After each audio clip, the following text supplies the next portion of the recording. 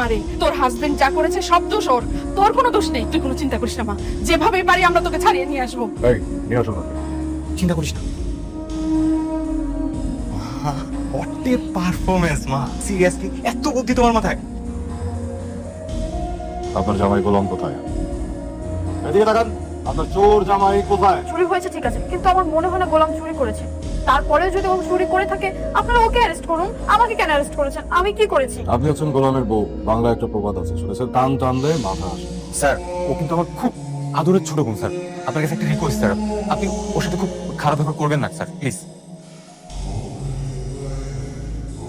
Sir গোলাম আসছে। দাঁড়া, আসো কেন? গেটটা খুলো।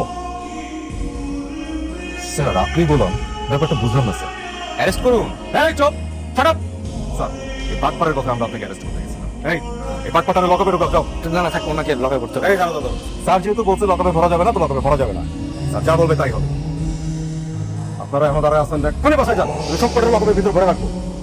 এই চুপ, বেশি কথা বললে এক্ষুনি লকআপে ঢুকে ফেলবো, যাও। এই ম্যাডামকে নিয়ে আসো, যাও যাও যাও।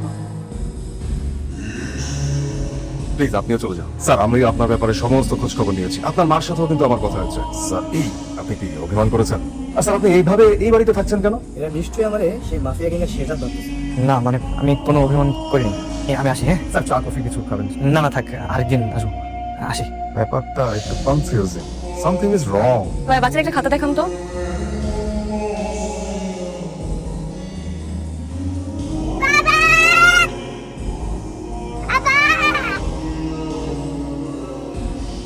শ্রেয়া, শ্রেয়া, বাবা, বাবা, আমার ফ্রেকে দেখছেন?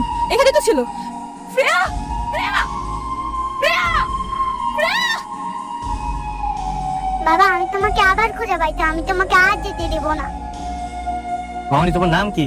বাবা তুমি আমার নাম ভুলে গেছো? আরে মা, আমি তো তোমার বাবা না। আর রাস্তা তুমি এরকম একা একা করতেছো কেন? তোমার আম্মু কই?